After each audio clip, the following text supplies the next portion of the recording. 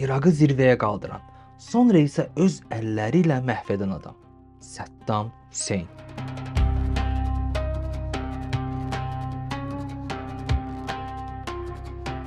Tikrit yaxınlığında kiçik bir kənddə günorta saatlarında Amerika əsgərləri bir informatorun göstərdiyi nöqtəyə yaxınlaşır. Ərazi mühasirəyə alınır və hər yer diqqətlə axtarılır. Amma heç kim tapılmır. Elə bu anda əsgərlərdən birinin diqqətini torpağın içindən çıxan nazik bir kəndir çəkir. Və o kəndiri dartdıqda yeraltı gizli sığınacağın qapağı açılır. İçəriyə əl qumbarası atmaq istəyirlər, amma o anda torpağın altından qəfil iki əl qalxır. Ardınca uzun saqqallı, yorğun və tozlu geyimli bir kişi yavaş-yavaş yuxarı çəkir. Əvvəlcə ərəbcə nəsə deyir, sonra isə ingiliscəyə keçərək sakit səslə "Mən İraq prezidentiyəm. Danışmağa hazıram" deyir. Amma artıq danışacaq heç nə qalmamışdı. Çünki qarşılarında duran bu adam bir zamanlar dünyanın ən güclü ordularından birinə sahib olan, milyonları qorxu ilə idarə edən, öz qanı ilə Quran yazdıran, qonşu ölkələrə qarşı kimyəvi silah istifadə edən və 24 il boyunca bir ölkənin taleyini tək başına müəyyən edən Səddam Hüseyn idi. Amma indi onun nə ordusu var idi, nə hakimiyyəti, nə də gücü. Bu videoda biz bəziləri üçün qəddar diktator, bəziləri üçün isə güclü lider hesab olunan bu adamın İraqı necə zirvəyə qaldırdığını və sonra necə öz əlləri ilə məhv etdiyini addım-addım görəcəyik.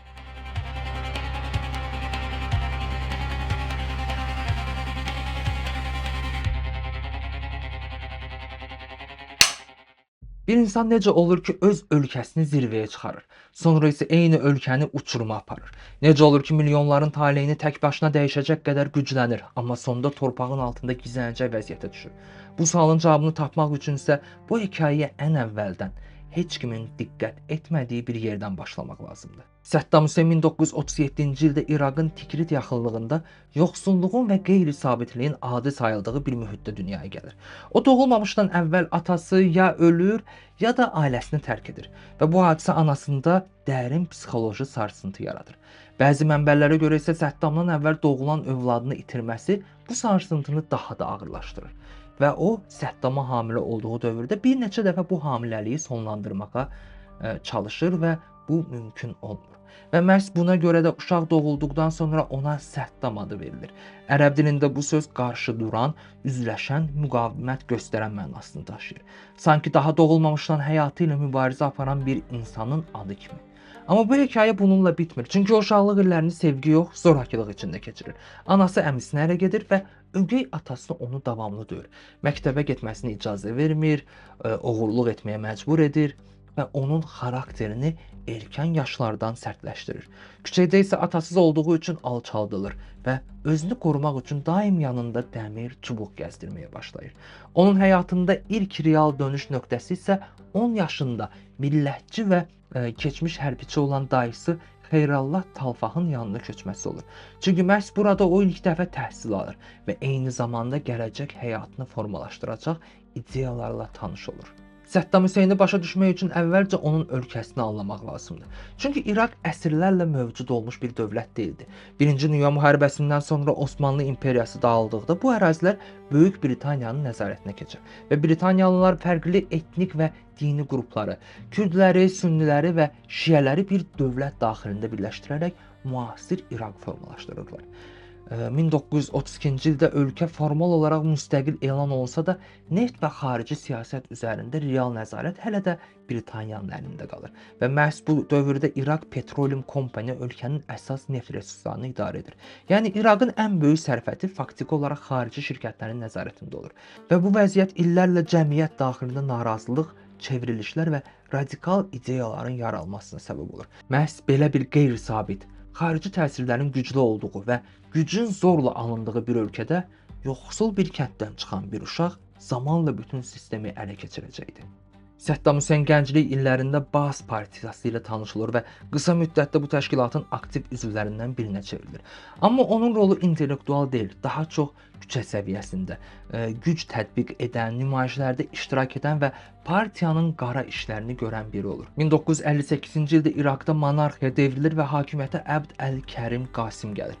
Lakin onun siyasəti Baas partiyasının pan-ərəb ideyaları ilə toqquşur və qısa müddət sonra Qasim artıq partiyanın əsas hədəfinə çevrilir. Və bu nöqtədə gənc Səddam ilk dəfə böyük bir siyasi əməliyyatda iştirak edir.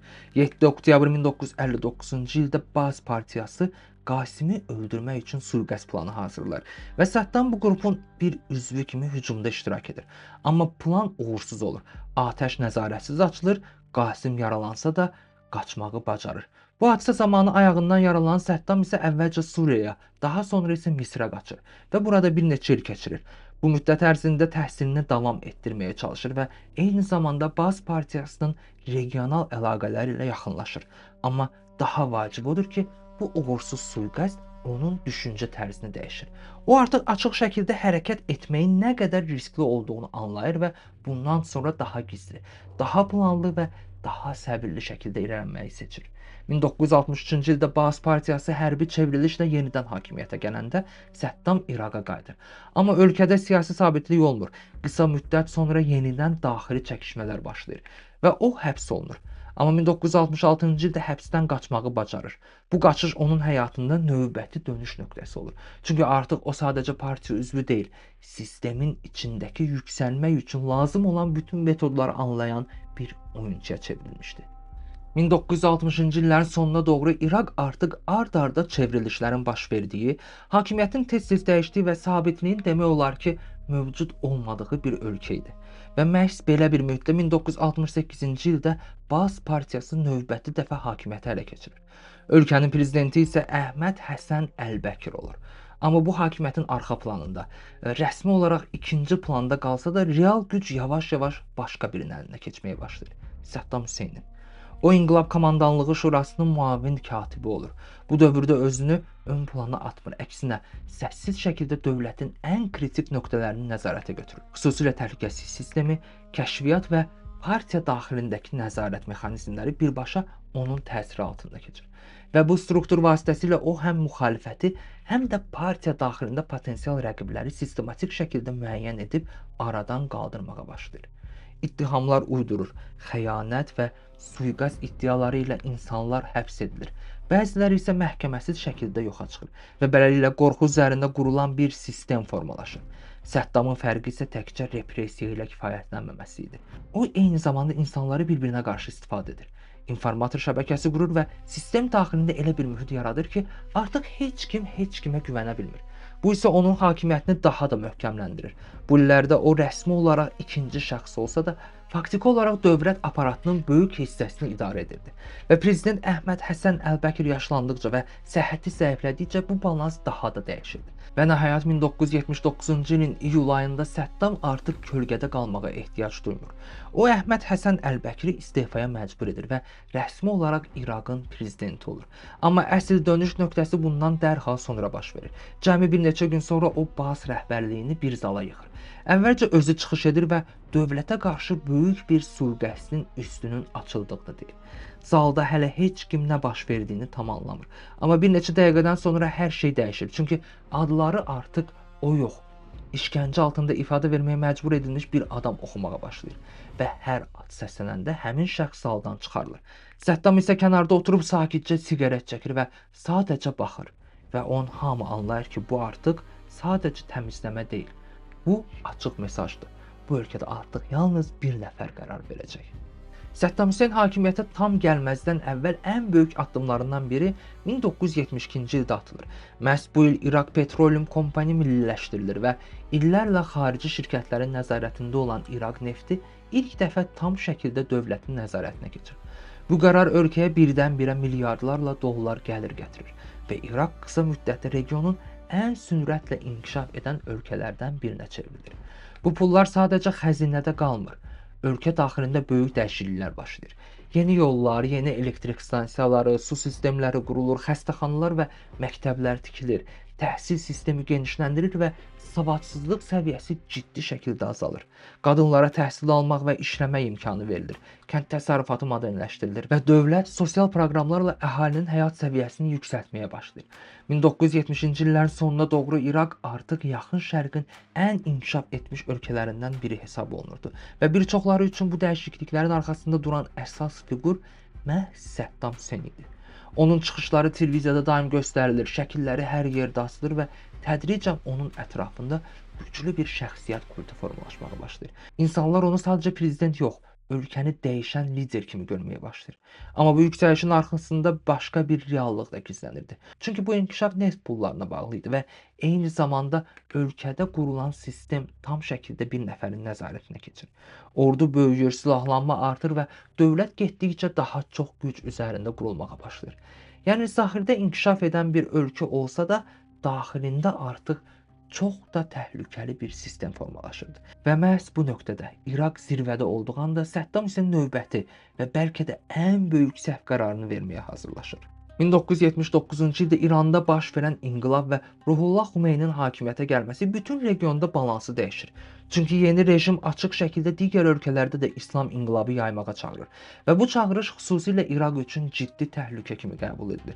Çünki ölkə əhalisinin böyük hissəsi şiələrdən ibarət idi, amma hakimiyyətdə sünni azlıq dayanırdı. Və bu vəziyyət Səddam Hüseyn üçün real risk demək idi. Üstəlik iki ölkə arasında uzun illərdir davam edən sərhəd mübahisələri, xüsusilə Şat əl-Ərəb bölgəsi və İranın neftlə zəngin Xuzistan ərazisi üzərində iddialar da gərginliyi daha da artırırdı. Və Səddam bu vəziyyəti bir fürsət kimi görməyə başlayır. Çünki inqilabdan sonra İran daxilində xaos var idi və o düşünürdü ki, zəifləmiş İranı qısa müddətdə məğlub edə bilər. 22 sentyabr 1980-ci ildə İraq ordusu geniş miqyaslı hücumla İran ərazisinə daxil olur. Və bununla da tarixdə 8 il davam edəcək ən qanlı müharibələrdən biri başlayır. Səddamın planı sadə idi. Bir neçə həftə ərzində İranın əsas neft bölgələrini ələ keçirmək və regionda dominant gücə çevrilmək. Amma bu plan demək olar ki, dərhal iflasa uğrayır. Çünki İran gözləniləndən qat-qat güclü müqavimət göstərir və qısa müharibə əvəzinə tərəflər illərlə davam edən səngər döyüşləri, kütləvi hücumlar və insan dalğaları ilə yadda qalan bir müharibəyə girirlər. Bu müharibə təkcə iki ölkə arasında deyildi, çünki arxa planda böyük güclər də oyuna daxil olurdu. İraq həm Sovet, həm də Amerika tərəfindən müxtəlif formalarda dəstək alır. Eyni zamanda Körfəz ölkələri də maliyyə yardımı göstərir. İllər keçdikcə müharibə daha da qəddarlaşır, hər iki tərəf yüz minlərlə insan itirir. Ümumi itkilərin sayı 1 milyona yaxınlaşır və daha çox olduğu ehtimal edilir. Amma bu müharibənin ən qaranlıq tərəflərindən biri isə kimyəvi silahların istifadəsi olur. Xüsusilə 1988-ci ildə Halabja şəhərində baş verən hücum zamanı minlərlə mülki insan həyatını itirir və bu hadisə Səddam rejiminin ən ağır cinayətlərindən biri kimi tarixə düşür. 1988-ci ildə müharibə rəsmi olaraq başa çatır. Amma nəticə demək olar ki, sıfır olur. Sərhədlər dəyişmir, amma hər iki ölkə iqtisadi cəhətdən zəifləyir. Xüsusilə İraq milyardlarla dollar borca girir və daxildə ciddi problemlərlə üzləşir. Və məhz bu nöqtədə müharibədən çıxmış, amma zəifləmiş və borca batmış bir ölkənin lideri kimi Səddam növbəti addım atır. Və bu addım onun sonunu daha da sürətlə yaxınlaşdırır. 1988-ci ildə bitən İraq-İran müharibəsi İraq üçün qələbə kimi təqdim olunsa da reallıq tam fərqli idi. Ölkə iqtisadi cəhətdən demək olar ki, tükənmişdi. Milyardlarla dollar borc yığılmışdı və xüsusilə Küveyt və digər körfəz ölkələri qarşısında böyük maliyyə öhdəlikləri yaranmışdı. Amma problem təkcə borc deyildi, neft qiymətləri kəskin şəkildə aşağı düşmüşdü və bu isə İraq kimi neftdən asıllı bir ölkə üçün demək olar ki, fəlakət deməkdir. Səddam Hüseyn bu vəziyyətin səbəbkarı kimi Küveyti və bəzi ərəb ölkələrini günahlandırır. Onun iddiasına görə Küveyt OPEC kvotlarını aşaraq bazara həddindən artıq neft çıxarır və bununla da qiymətləri aşağı salırdı. Eyni zamanda İraq sərhədində yerləşən Rumayla neft yatağından qanunsuz hasilat aparmaqda ittiham olunurdu. Gərginlik sürətlə artır və nəhayət 2 avqust 1990-cı ildə Səddam Hüseyn İraq ordusuna Küveytə daxil olmaq əmri verir. Hücum o qədər sürətli olur ki, cəmi bir neçə gün ərzində Küveyt tam şəkildə işğal edilir və İraq tərəfindən 19-cu vilayət elan olunur. Amma bu dəfə dünya susmur, əksinə çox sürətlə və sərt reaksiya verir. ABŞ başda olmaqla onlarla ölkə İraqa qarşı koalisiya yaradır və 17 yanvar 1991-ci ildə Operation Desert Storm başlayır. İraq əvvəlcə intensiv hava zərbələrinə məruz qalır. Hərbi bazalar, kommunikasiya xəttləri və infrastruktur demək olar ki, məhv edilir və cəmi 38 gün ərzində ölkənin hərbi gücü ciddi şəkildə sıradan çıxarılır. Fevral ayında başlayan quru əməliyyatları isə daha sürətli nəticə verir. İraq ordusu geri çəkilməyə məcbur olur və Küveyt azad edilir. Bir vaxtlar regionun ən böyük ordularından biri hesab olunan bu ordu faktiki olaraq darmadağın edilir. Amma maraqlı məqam odur ki, koalisiya qüvvələri Bağdada qədər irəliləmir və Səddam Hüseyni hakimiyyətdən devirmir. O hakimiyyətdə qalır, amma artıq əvvəlki gücdən əsər-əlamət qalmır. Bu müharibənin nəticələri isə İraq üçün daha ağır olur. Ölkəyə qarşı sərt beynəlxalq sanksiyalar tətbiq edilir. İqtisadiyyat çökməyə başlayır, əhali yoxsulluğa sürüklənir və bir zamanlar inkişaf edən dövlət qısa müddətdə geriyə düşür. Və beləliklə bir vaxtlar neft pulları ilə zirvəyə çıxan İraq artıq müharibələr və səhv qərarların nəticəsində tədricən çöküş mərhələsinə daxil olur. Amma bu hələ son deyildi, çünki qarşıda Səddam Hüseyn hakimiyyətini tamamilə sona çatdıracaq daha böyük bir qarşıdurma var idi. 1991-ci ildə başa çatan Körfəz müharibəsi İraq üçün sadəcə hərbi məğlubiyyətlə bitmir. Bundan sonra ölkə tarixinin ən ağır iqtisadi və sosial böhran dövrünə daxil olur. BMT tərəfindən tətbiq edilən geniş miqyaslı sanksiyalar nəticəsində İraqın dünya ilə ticarəti demək olar ki, tam dayanır. Neft ixracı məhdudlaşdırılır və bu isə dövlətin əsas gəlir mənbəyini birdən-birə kəsir. Bu dövrdə ölkə daxilində vəziyyət sürətlə pisləşir. İnflyasiya nəzarətdən çıxır, əsas ərzaq məhsulları çatışmamazlığa çevrilir. Səhiyyə sistemi zəifləyir və yoluxucu xəstəliklər yayılmağa başlayır. Uşaq ölümü artır və milyonlarla insan yoxsulluq həddində yaşamağa məcbur olur. Amma maraqlı məqam odur ki, bütün bu çətinliklərə baxmayaraq Səddam Hüseyn hakimiyyətdə qalmaq bacarır. O sanksiyaları xarici düşmənlərin hücumu kimi təqdim edir və dövlət nəzarətində olan paylama sistemi vasitəsilə əhalini özünə daha da bağlı saxlayır. Yəni iqtisadi çöküş bir tərəfdən insanları zəiflədirsə, digər tərəfdən onları rejimdən asılı vəziyyətə salır. 1990-cı illərin sonuna doğru isə ABŞ ilə münasibətlər daha da gərginləşir. Əsas mübahisə mövzusu İraqın kütləvi qırğın silahlarına sahib olub olmaması idi. Beynəlxalq müfəttişlər ölkədə yoxlamalar aparır, amma tərəflər arasında etimad tamamilə yox olur. İraq bəzi yoxlamalara mane olur və bu isə şübhələri daha da artırır. 2001-ci ildə ABŞ-da baş verən 11 sentyabr terror hadisələrindən sonra isə vəziyyət tamamilə dəyişir. George Bush administrasiyası İraqı potensial təhlükə kimi təqdim etməyə başlayır və Səddam Hüseyn rejimini devirmək qərarı artıq açıq şəkildə müzakirə olunur. Əsas arqument isə İraqın güya kütləvi qırğın silahlarına sahib olması və terror təşkilatları ilə əlaqələrin olması idi. 2003-cü ilin mart ayında ABŞ və müttəfiqləri İraqa hərbi müdaxiləyə başlayır. Əməliyyatın rəsmi adı İraq müharibəsi olur. İraq ordusu əvvəlki müharibələrdən zəiflədiyi üçün ciddi müqavimət göstərə bilmir və cəmi bir neçə həftə ərzində koalisiya qüvvələri Bağdada daxil olur. 2003-cü ilin aprel ayında isə paytaxt tam şəkildə nəzarət altına alınır və bununla da Səddam Hüseynin 24 illik hakimiyyəti faktiki olaraq sona çatır. Amma bu müharibənin sonu deyil, əksinə yeni və daha xaotik bir dövrün başlanğıcı olur. Çünki dövlət strukturları dağılır, ordu buraxılır və ölkə daxilində müxtəlif silahlı qruplar formalaşmağa başlayır. Bu isə sonradan regionda ən təhlükəli terror təşkilatlarından birinə çevriləcək proseslərin əsasını qoyur. Bir zamanlar milyonları idarə edən adam artıq gizlənirdi və aylarla davam edən axtarışlardan sonra 2003-cü ilin dekabrında Tikrit yaxınlığında torpağın altına gizlədilmiş dar bir sığınacaqda tapılır. Əskərlər qapağı açdıqda qarşılarında duran bu saqqallı, yorğun və tanınmaz hala düşmüş adamın bir vaxtlar Səddam Hüseyn olduğunu anlamaq çətin idi. Amma hekayənin ən ironik tərəfi də məhz bu idi. Bir zamanlar hər yerdə şəkli asılan, adı qorxu ilə çəkilən lider artıq torpağın altında gizlənirdi. Amma maraqlısı odur ki, tutulduğu an gücünü itirsə də məhkəmə qarşısına çıxarılanda onun davranışı dəyişmir. O hələ də özünü ölkənin prezidenti hesab edir, məhkəməni tanımadığını açıq şəkildə bildirir və tez-tez hakimlərlə mübahisəyə girirdi. Mən hələ İraqın prezidentiyəm deyə çıxış edir, ittihamları isə oyun adlandırırdı. 2004-cü ildən başlayan məhkəmə prosesi İraq daxilində yaradılmış xüsusi tribunalda keçirilirdi və əsas ittihamlardan biri 1982-ci ildə baş verən Dujal hadisəsi idi. Yəni ona qarşı sui-qəsd cəhdindən sonra 148 şiə sakininin edam edilməsi. Bu hadisə onun edam hökmünün əsasını təşkil edirdi. Amma bu məhkəməni fərqli edən təkcə ittihamlar deyildi. Prosesin özü də son dərəcə gərgin keçirdi. Çünki onun müdafiə heyətinə qarşı silahlı hücumlar baş verir. Vəkillərdən bəziləri öldürülür və nəticədə digərləri ölkəni tərk etməyə məcbur qalır. Bu isə məhkəmənin nə qədər təhlükəli və qeyri-sabit bir mühitdə keçirildiyini açıq şəkildə göstərirdi. Səddam isə bütün bunlara baxmayaraq məhkəmədə susmur. O, hakimlərlə açıq qarşıdurmaya girir. Bəzən onların sözünü kəsir, bəzən isə məhkəmə zalında siyasi çıxışlar edir. Bu davranış bir tərəfdən onun hələ də hakimiyyət obrazını qorumağa çalışdığını göstərir. Digər tərəfdən isə bu prosesi legitim hesab etmədiyini açıq şəkildə nümayiş etdirirdi. Məhkəmə aylarla davam edir və nəhayət 2006-cı ildə hökm elan olunur. Edam. Və məhz bu anda Səddam Hüseyn son dəfə söz alır və deyir ki, o sıradan bir cinayətkar deyil. O bu ölkənin baş komandanı olub və bir əsgər kimi ölmək istəyir. Ona görə də asılma yox, güllələnmə ilə edam olunmalı olduğunu bildirir. Çünki onun fikrincə əsgərə layiq olan ölüm odur. Amma bu tələb qəbul olunmur. Asılaraq edam olunma qərarı dünyada böyük rezonans yaradır.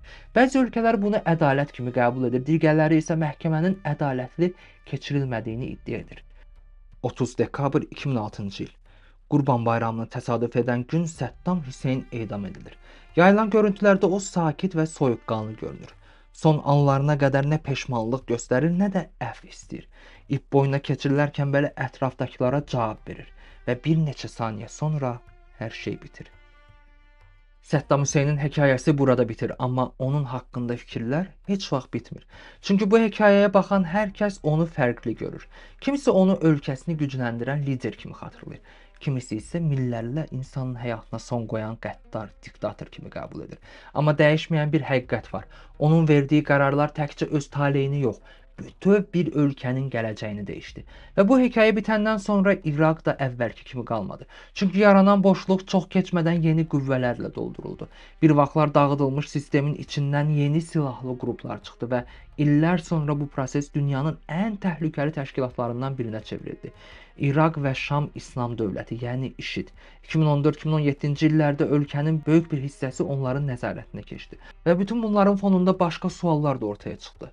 İraqda tapıldığı deyilən kütləvi qırğın silahları tapılmadı. Səddam ilə Əl-Qayda arasında iddia olunan əlaqələr sübut olunmadı və bu müharibənin nəticəsi yüz minlərlə, bəlkə də milyonlarla insanın həyatına son qoydu. Bugün İraqda bəzi insanlar keçmişə baxanda nizamı, sabitliyi, pulsuz təhsili və təhlükəsizliyi xatırlayır. Digərləri isə həmin dövrün qorxusunu, repressiyasını və zorakılığı xatırlayır. Və bəlkə də bu hekayənin ən çətin tərəfi də məhz budur. Eyni tarix, fərqli yaddaşlar. Və bu hekayənin ən çox müzakirə olunan tərəflərindən biri isə başqa bir iddiadır. Bəzi fikirlərə görə Səddam Hüseyn nefti dollarla satmaqdan imtina etmişdi və digər ölkələri də buna çağırırdı və məhz bu qərarın onun hakimiyyətdən devrilməsində rol oynadığını deyənlər var. Eyni iddialar illər sonra Müəmmər Qəddafi haqqında da səsləndirildi. Amma bu məsələ bugünə qədər tam sübut olunmayıb və hələ də mübahisəli olaraq qalır. Və bəlkə də əsas sual budur. Bu sadəcə təsadüf idi, yoxsa böyük bir oyunun bir hissəsi?